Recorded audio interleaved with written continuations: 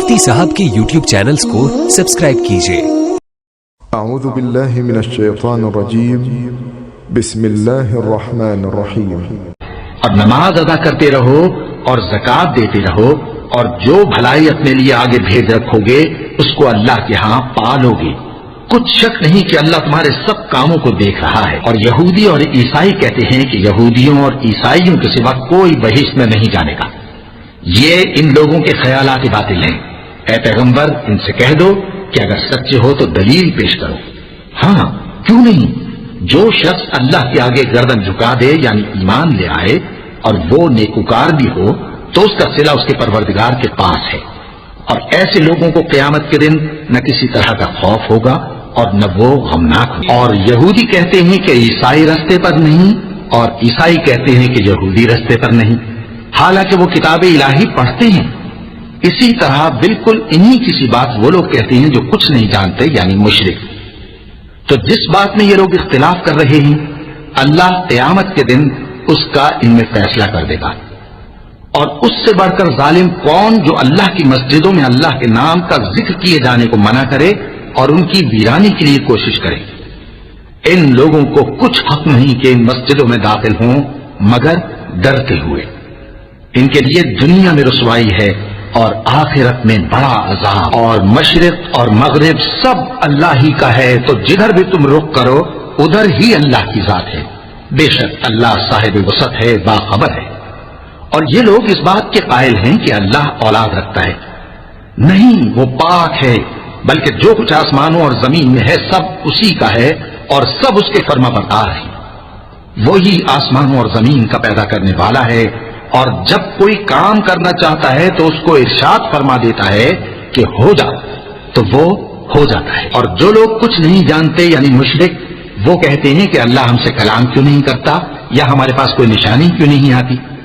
इसी तरह जो लोग इनसे पहले थे वो भी इन्हीं की सी बातें किया करते थे। इन लोगों के दिल आपस में मिलते जुलते हैं। जो लोग साहिब यकीन हैं उनके समझाने के लिए हमने निशानियां बयान कर दी हैं। ऐ पैगंबर, हमने तुमको सच्चाई के साथ खुशखबरी सुनाने वाला और डराने वाला बनाकर भेजा है। और अहले दोज़ख के बारे में तुमसे कुछ पुरसिश नहीं होगी, और तुमसे न तो यहूदी कभी खुश होंगे और न ईसाई, यहां तक कि उनके मजहब की पैरवी इख्तियार कर लो। इनसे कह दो कि अल्लाह की हिदायत यानी दीन इस्लाम ही हिदायत है। और ऐ पैगंबर, अगर तुम अपने पास इल्म यानी वही इलाही के आ जाने पर भी इनकी ख्वाहिशों पर चलोगे तो तुमको अल्लाह की पकड़ से बचाने वाला न कोई दोस्त होगा न कोई मददगार। जिन लोगों को हमने किताब इनायत की है वो उसको ऐसा पढ़ते हैं जैसा उसके पढ़ने का हक है। यही लोग उस पर ईमान रखते हैं, और जो उसको नहीं मानते वही खसारा पाने वाले हैं। ऐ बनी इसराइल, मेरे वो एहसान याद करो जो मैंने तुम पर किए, और ये कि मैंने तुमको अहले आलम पर फजीलत बख्शी।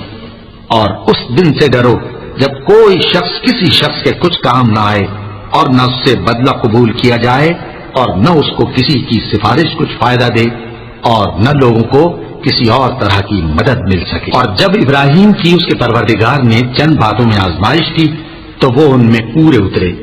फरमाया कि मैं तुमको लोगों का पेशवा बनाऊंगा।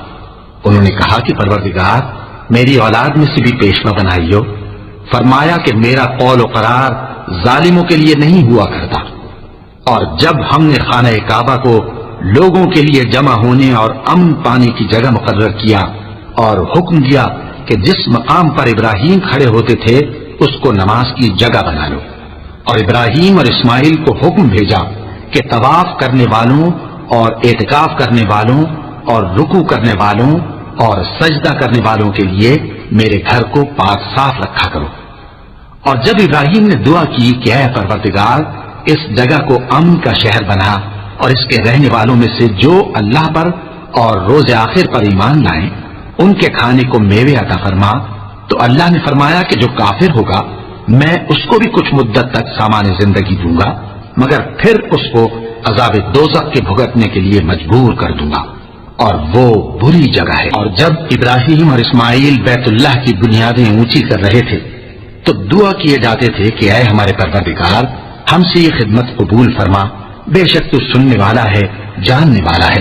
ऐ परवरदिगार, ہم کو اپنا فرما بردار بنائے رکھیو اور ہماری اولاد میں سے بھی ایک گروہ کو اپنا حکم بردار بنائیو، اور پروردگار ہمیں ہمارے طریق عبادت بتا اور ہمارے حال پر رحم کے ساتھ توجہ فرما، بے شک تو ہی توجہ فرمانے والا ہے، مہربان ہے۔ اے پروردگار، ان لوگوں میں انہی میں سے ایک پیغمبر مبعوث کیجو جو ان کو تیری آیتیں پڑھ پڑھ کر سنایا کرے اور کتاب اور دانائی سکھایا کرے اور ان کے دلوں کو پاک صاف کیا کرے، بے شک تو غالب ہے، صاحب حکمت ہے۔ اور ابراہیم کے دین سے کون روگردانی کر سکتا ہے بجز اس کے جو نہایت نادان ہو، اور ہم نے ان کو دنیا میں بھی منتخب کیا تھا اور آخرت میں بھی وہ نیک لوگوں میں ہوں گے۔ جب ان سے ان کے پروردگار نے فرمایا کہ میرے فرما بردار ہو جاؤ تو انہوں نے عرض کی کہ میں رب العالمین کا فرما بردار ہو گیا۔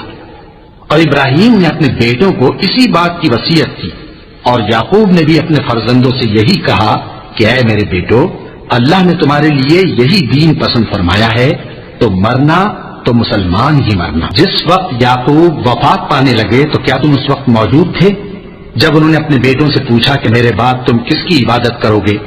تو انہوں نے کہا کہ آپ کے معبود اور آپ کے باپ دادا ابراہیم اور اسماعیل اور اسحاق کے معبود کی عبادت کریں گے، جو معبود یکتا ہے اور ہم اسی کے حکم بردار ہیں۔ یہ جماعت گزر چکی، ان کو ان کے اعمال کا بدلہ ملے گا اور تم کو تمہارے اعمال کا، اور جو عمل وہ کرتے تھے ان کی پرسش تم سے نہیں ہو۔ اور یہودی اور عیسائی کہتے ہیں کہ یہودی یا عیسائی ہو جاؤ تو سیدھے رستے لگ جاؤ گے۔ اے پیغمبر، ان سے کہہ دو نہیں، بلکہ ہم دین ابراہیم اختیار کیے ہوئے ہیں جو ایک اللہ کے ہو رہے تھے اور مشرکوں میں سے نہ تھے۔ مسلمانوں، کہو کہ ہم اللہ پر ایمان لائے اور جو کتاب ہم پر اتری اس پر، اور جو صحیفے ابراہیم اور اسماعیل اور اسحاق اور یعقوب اور ان کی اولاد پر نازل ہوئے ان پر، اور جو کتابیں موسیٰ اور عیسیٰ کو عطا ہوئی ان پر، اور جو دوسرے پیغمبروں کو ان کے پروردگار کی طرف سے ملی ان پر، سب پر ایمان لائے۔ ہم ان پیغمبروں میں سے کسی میں کچھ فرق نہیں کرتے، اور ہم اسی معبود واحد کے فرما بردار ہیں۔ پھر اگر یہ لوگ بھی اسی طرح ایمان لے آئیں جس طرح تم ایمان لے آئے ہو تو ہدایت یاب ہو جائیں، اور اگر منہ پھیر لیں اور نہ مانے تو وہ تمہارے مخالف ہیں، اور ان کے مقابلے میں تمہیں اللہ کافی ہے، اور وہ سننے والا ہے، جاننے والا ہے۔ کہہ دو کہ ہم نے اللہ کا رنگ اختیار کر لیا ہے، اور اللہ سے بہتر رنگ کس کا ہو سکتا ہے، اور ہم اسی کی عبادت کرنے والے ہیں۔ ان سے کہو کیا تم اللہ کے بارے میں ہم سے جھگڑتے ہو، حالانکہ وہی ہمارا اور تمہارا پروردگار ہے، اور ہم کو ہمارے اعمال کا بدلہ ملے گا اور تم کو تمہارے اعمال کا، اور ہم خاص اسی کی عبادت کرنے والے ہیں۔ اے یہود و نصارا، کیا تم اس بات کے قائل ہو کہ ابراہیم اور اسماعیل اور اسحاق اور یعقوب اور ان کی اولاد یہودی یا عیسائی تھے؟ اے پیغمبر، ان سے کہو کہ بھلا تم زیادہ جانتے ہو یا اللہ؟ اور اس سے بڑھ کر ظالم کون جو اللہ کی شہادت کو جو اس کے پاس کتاب میں موجود ہے چھپائے؟ اور جو کچھ تم لوگ کر رہے ہو اللہ اس سے غافل نہیں۔ یہ انبیاء کی جماعت گزر چکی، ان کو وہ ملے گا جو انہوں نے کیا، اور تم کو وہ جو تم نے کیا، اور جو عمل وہ کرتے تھے ان کی پرسش تم سے نہیں ہوگی۔ احمق لوگ کہیں گے کہ مسلمان جس قبلے پر پہلے سے چلے آتے تھے اب اس سے کیوں منہ پھیر بیٹھے؟ تم کہہ دو کہ مشرق اور مغرب سب اللہ ہی کا ہے، وہ جس کو چاہتا ہے سیدھے رستے پر چلاتا ہے، اور اسی طرح ہم نے تم کو امت معتدل بنایا ہے تاکہ تم لوگوں پر گواہ بنو، اور پیغمبر آخر الزماں صلی اللہ علیہ وآلہ وسلم تم پر گواہ بنے۔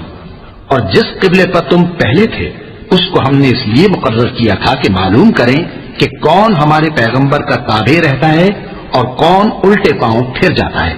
اور یہ بات یعنی تحویل قبلہ لوگوں کو گراں معلوم ہوئی، مگر جن کو اللہ نے ہدایت بخشی ہے وہ اسے گراں نہیں سمجھتے، اور اللہ ایسا نہیں کہ تمہارے ایمان کو یوں ہی ضائع کر دے۔